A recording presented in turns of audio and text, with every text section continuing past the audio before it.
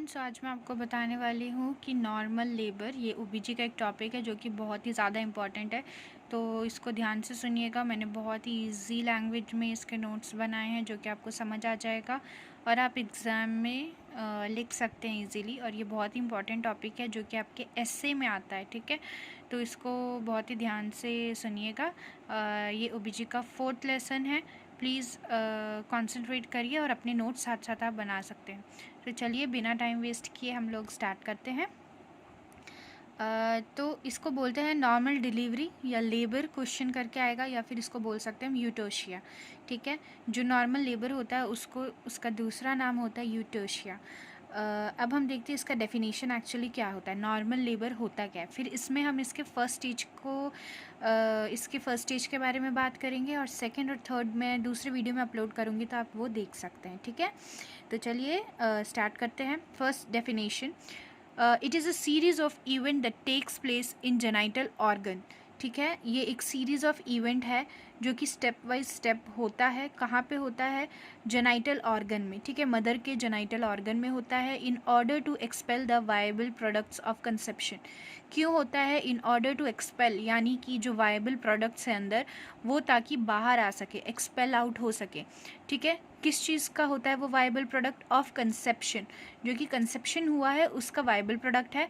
और कहाँ से बाहर आना चाहिए? आउट ऑफ द वूम, ठीक है। मदर का जो वूम है वहाँ से बाहर आना चाहिए थ्रू वेजाइना। और उसका बाहर आने के लिए सोर्स क्या हुआ? कहाँ से बाहर आ रहा है?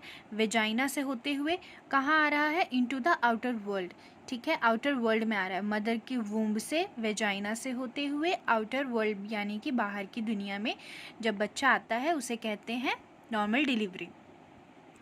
अब आप यह देखिए कि जो वायबल प्रोडक्ट्स होते हैं वो क्या है। हमने ऊपर डेफिनेशन में पढ़ा वायबल प्रोडक्ट्स, तो उसमें क्या आता है? फीटस, ठीक है। Foetus, placenta and the membrane. तो मदर के वूम में क्या क्या होता है? फीटस होगा, उसके साथ प्लेसेंटा अटैच होता है एंड कुछ मेम्ब्रेन्स होते हैं। तो ये जब ये तीनों चीज़ें और कुछ अमाउंट ऑफ ब्लड वगैरह ये सब जब बाहर आते हैं उस चीज़ को बोलते हैं नॉर्मल डिलीवरी या नॉर्मल लेबर, ठीक है। तो ये हो गया डेफिनेशन नॉर्मल लेबर का। अब देखो यहाँ पे कुछ टर्म्स है, दैट इज़ पार्चुरेशन। पार्चुरेशन क्या होता है? It is the process of giving birth. जो प्रोसेस है बर्थ देने का उसको बोलते हैं पार्चुरेशन। और जो यानी कि वुमेन है जो बर्थ दे रही है उस वुमेन को बोलते हैं पार्चुरेंट, ठीक है। और जो लेबर है उसका तो मैंने आपको बता दिया यूटोशिया होता है। Then characteristics of normal labour. Normal labour होने के कुछ ऐसे नॉर्मल कैरेक्टरिस्टिक्स क्या हैं वो देखते हैं। तो फर्स्ट है स्पॉन्टेनियस इन ऑनसेट, यानी कि जो नॉर्मल लेबर होता है वो स्पॉन्टेनियस यानी कि अचानक जो होते हैं लेबर पेन स्टार्ट हो जाते हैं, ठीक है। वो स्पॉन्टेनियस ऑनसेट में होता है, अचानक से होता है। At term with vertex presentation. Normal labour क्या होता है? वो एट टर्म होना चाहिए। एट टर्म का मतलब 9 मंथ पे, अगर 9 मंथ पे हो रहा है तो वो नॉर्मल होता है। अगर पहले हो जाएगा तो प्री मेच्योर, और अगर बाद में होता है तो वो उसको क्या बोलते हैं? पोस्ट, यानी कि बाद वाला। उसमें क्या होता है? कुछ कॉम्प्लिकेशंस भी होने के चांसेस, जिसके मतलब 38 to 40 वीक्स के बाद होते हैं। 9 मंथ्स के बाद हो गया तो वो पोस्ट डिलीवरी हो जाती है। तो इसलिए नॉर्मल को बोलते हैं एट टर्म, जो 9 मंथ में ही वुमेन बेबी को बर्थ देती है। विथ वर्टेक्स प्रेजेंटेशन, मतलब कि उसका जो प्रेजेंटेशन पार्ट है, प्रेजेंटेशन क्या होता है? Breech presentation, vertex, shoulder, baby का कुछ जो पार्ट सबसे पहले बाहर आता है जो यानी कि पेल्विक के साथ अटैच होगा उसको प्रेजेंटेशन बोलते हैं। वो वर्टेक्स होना चाहिए, यानी कि बेबी का हेड होना चाहिए, ठीक है। देन आता है विदाउट अनड्यू प्रोलंगेशन। विदाउट अनड्यू का मतलब होता है विदाउट डिले, यानी कि इस प्रोसेस में डिले नहीं होना चाहिए, ठीक है। नॉर्मल जो होता है वो होगा 16 to 18 आवर्स लगता है नॉर्मल ड्यूरेशन जो होता है, ठीक है।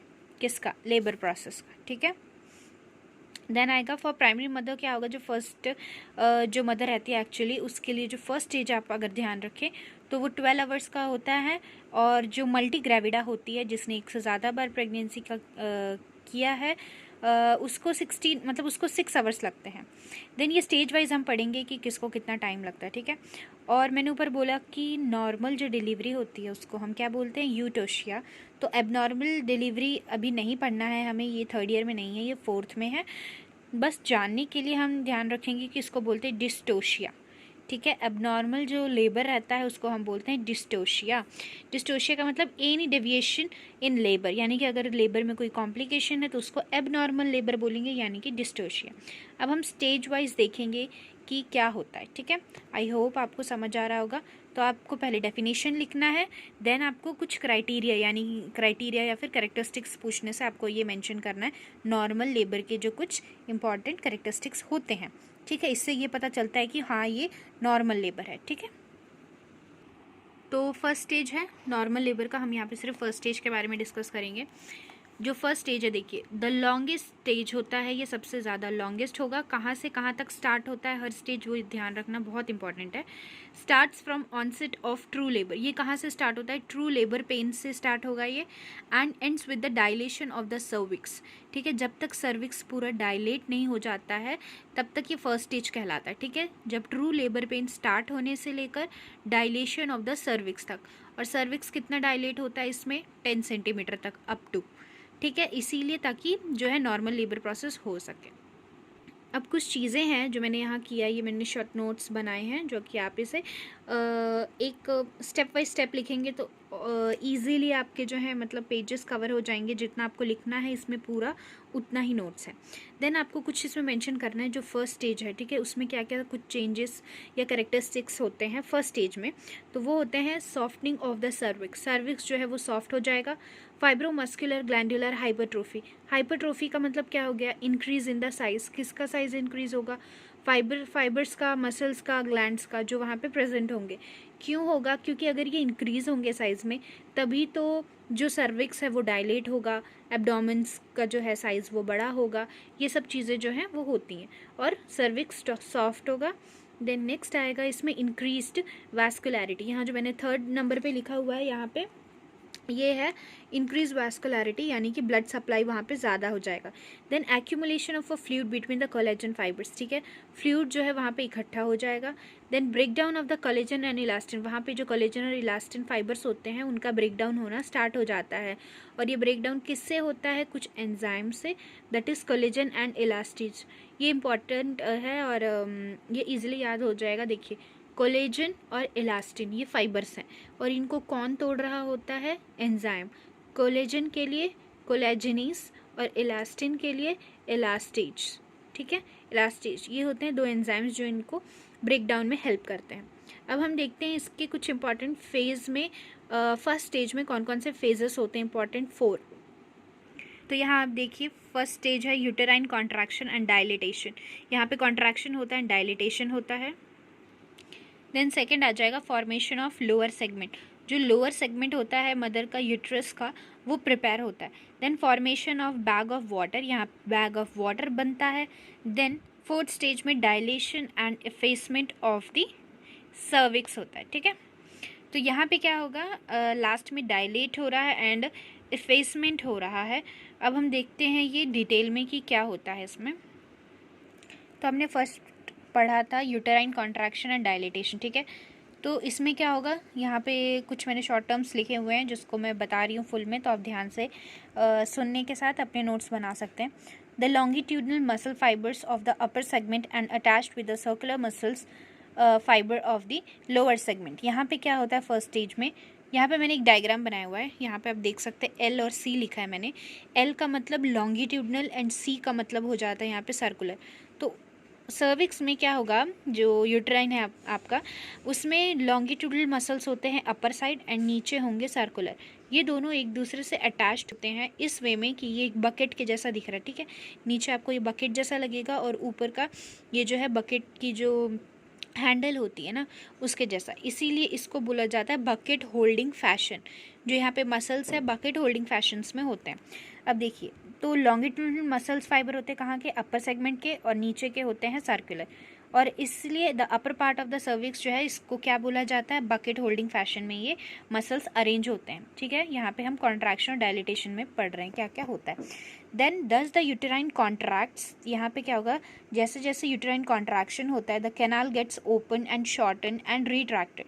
तो वहाँ पे क्या हो जाता है कि जो मसल फाइबर्स है वो धीरे धीरे खुलने लग जाते हैं, शॉर्ट होने लगेगा एंड रिट्रैक्टेड। रिट्रैक्टेड का मतलब ये है कि धीरे धीरे वो शॉर्ट होता है, दोबारा से वो उस पोजीशन में नहीं आता, ठीक है।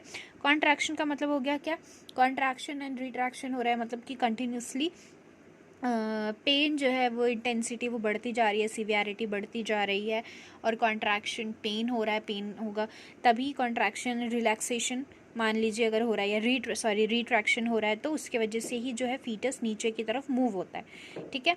तो ये हो गया, जैसे जैसे ऊपर की तरफ ऊपर से कॉन्ट्रैक्शन होगा, फीटस जो है वो नीचे की तरफ मूव होगा।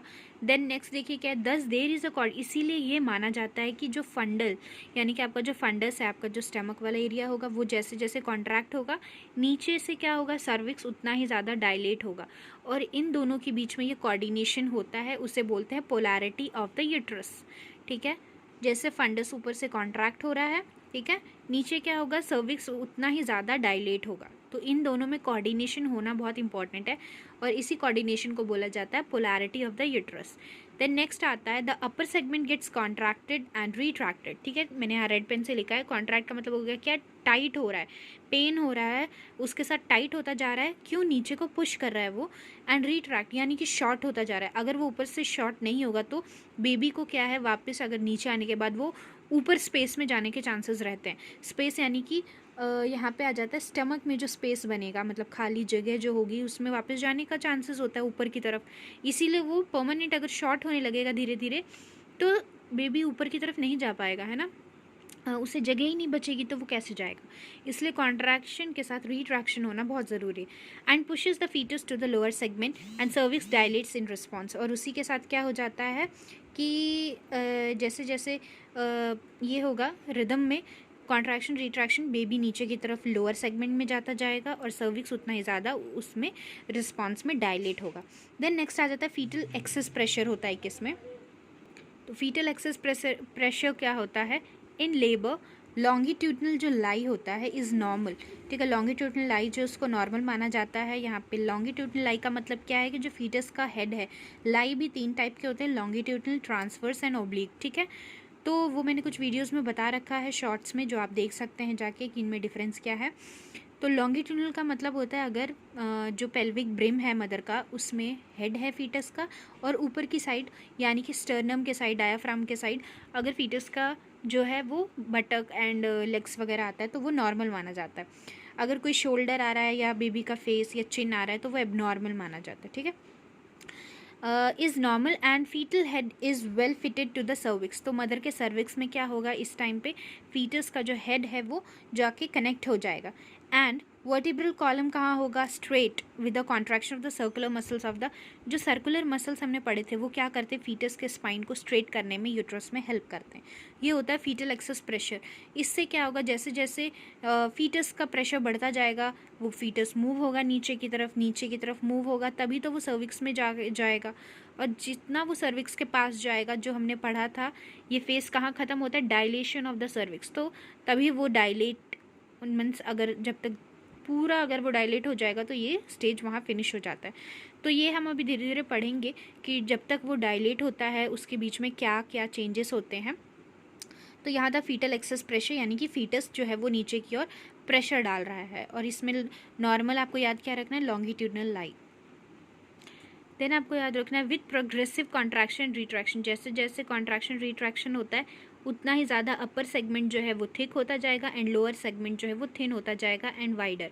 अगर ऊपर थिक होगा तभी गैप कम होगा और बेबी वापस ऊपर नहीं जा पाएगा।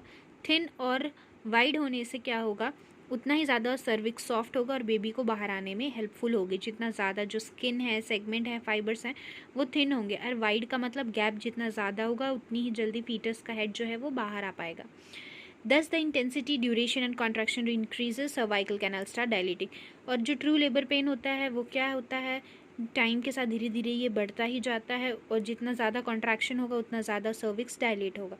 तो इस स्टेज में सिर्फ सर्विक्स के डायलेट होना बहुत ज़्यादा इंपॉर्टेंट है, और कैसे हो रहा है वो आपको स्टेजेस यहाँ पे लिखने हैं, जैसे मैंने एक्सप्लेन किया वैसे ही स्टेजेस हैं। देन हम सेकेंड स्टेज अब पढ़ते हैं, यानी कि इसमें फर्स्ट स्टेज में सेकेंड पॉइंट है।